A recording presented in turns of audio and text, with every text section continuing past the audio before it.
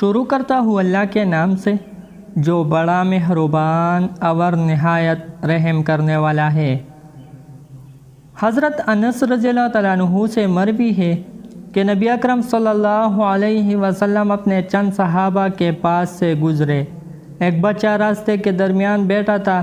جب اس کی ماں نے جانور دیکھے تو ڈر گئی کہ کہیں اسے رون نہ ڈالے۔ وہ بے ساختہ دوڑی اور کہنے لگی میرا بچہ، اور اپنا بچہ اٹھا لیا۔ لوگوں نے کہا اے اللہ کے نبی صلی اللہ علیہ وسلم، یہ عورت تو اپنے بچے کو آگ میں نہیں ڈال سکتی۔ رسول اللہ صلی اللہ علیہ وسلم نے فرمایا نہیں، اللہ کی قسم اللہ تعالیٰ اپنے پیارے بندے کو آگ میں نہیں ڈالے گا۔ حضرت رفاعہ بن عمران جہنی سے مرفوعاً مروی ہے کہ قسم اس ذات کی جس کے ہاتھ میں محمد صلی اللہ علیہ وسلم کی جان ہے، جو بندہ ایمان لاتا ہے پھر سیدھا رہتا ہے اسے جنت میں چلا جائے گا، اور مجھے امید ہے کہ تم اس وقت تک جنت میں داخل نہیں ہوگے جب تک تم اور تمہاری نیک اولاد جنت میں جگہ نہ بنائے۔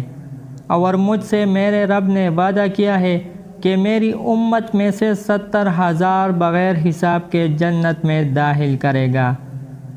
مرنے والوں کے لیے سب سے بہتر تحفہ استغفار۔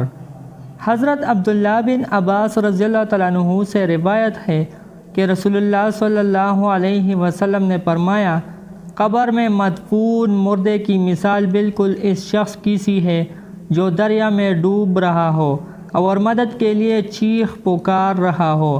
وہ بیچارہ انتظار کرتا ہے کہ ماں یا باپ یا بھائی یا کسی دوست اشنا کی طرف سے دعائے رحمت اور مغفرت ملے۔